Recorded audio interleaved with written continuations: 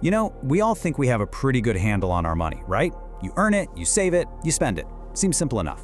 But what if I told you there's this invisible system, a kind of hidden tax that's quietly shaving off a piece of your savings before you even know it's happening? Well, in this explainer, we're gonna pull back that curtain. So let's just get right to it. Is there really an invisible tax on your savings? I know, it might sound a little bit like a conspiracy theory, but as you're about to see, it's a very real force that touches every single dollar you own. And this quote right here, it just nails the idea perfectly. Think about that, a secret passport for your money. It's such a powerful way to put it, because it means your money is always on a journey, moving through this global network you probably don't even see. And yeah, on that journey, there are tolls to pay. Okay, so what is this journey? Where's your money's passport taking it? Well, it turns out your money is the fuel for what our source material calls the world's most collaborative project, and that's international trade. Let's dig into what that actually means for your savings. And here's the thing you've got to understand. Your money doesn't just sit there in your neighborhood bank.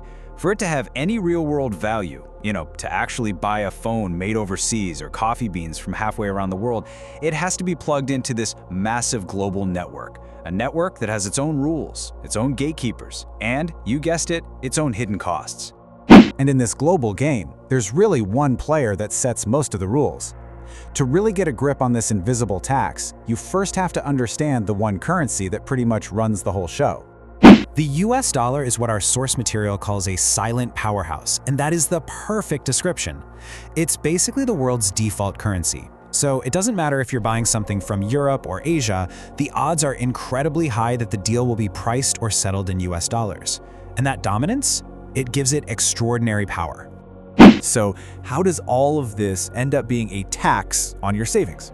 All right, it's time to unmask the three main culprits. These are the hidden mechanisms that are quietly, consistently eroding the value of your money. All right, culprit number one is the system's central gatekeeper.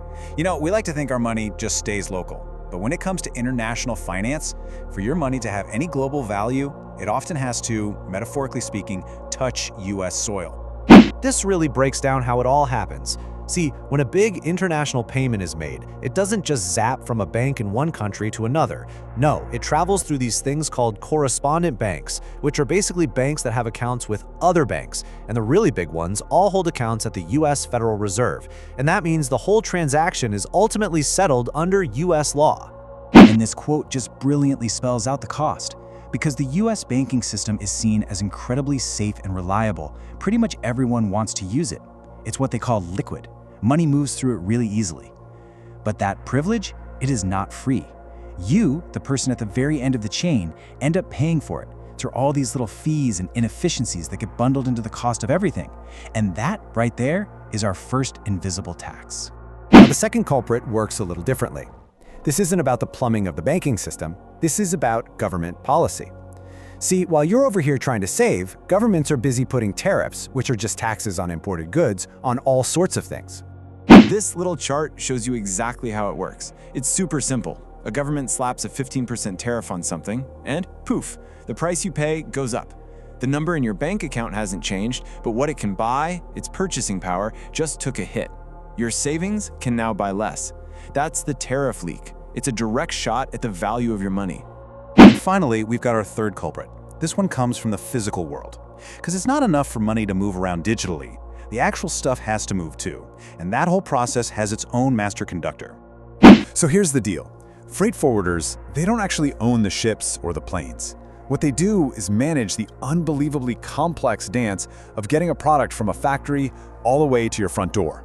And every little bit of friction, a delay at customs, a traffic jam at a port, a new regulation, every single one adds a cost.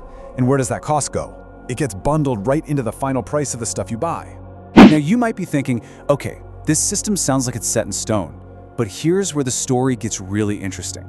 That global financial map, it's being actively redrawn. The old rules are being challenged right now as we speak.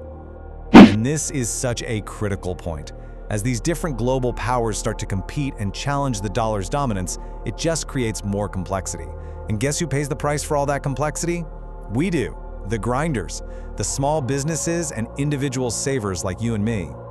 Look, this isn't just some theory. Countries are actively building their own systems to get around the dollar-based network. But this fragmentation, it could threaten the one thing that made the old system so attractive in the first place. It's cheap, easy liquidity.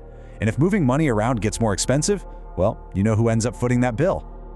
Which brings us to the big idea, the real principle behind all of these invisible costs. Why does the system work this way? Well, the answer isn't just about fees. It's about something the source material calls revenue gravity. Just think about that for a second. Your money isn't just your money. It's acting as collateral, like a security deposit, in this giant geopolitical system. Because your savings are sitting inside this dominant financial network, they actually add weight and power to it. Finance, in this world, is a tool of diplomacy, and your savings are part of the leverage.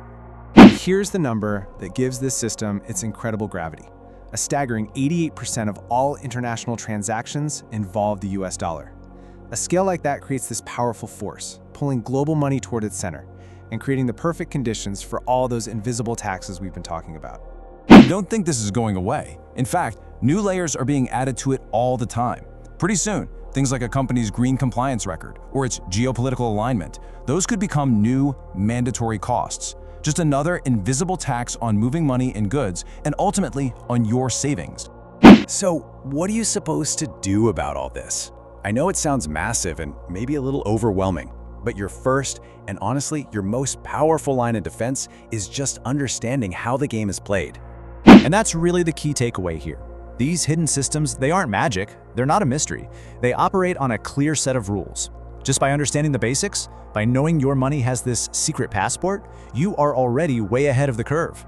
Awareness is the first crucial step to protecting the value of what you've saved. And so we end up right back where we started, but hopefully with a totally new perspective. Your money is on a constant global journey. It carries a passport, and that passport gets stamped with fees and tariffs and logistical costs all along the way. So I'll just leave you with this question. Now that you know about your money's secret passport, how are you going to view the true value of your savings?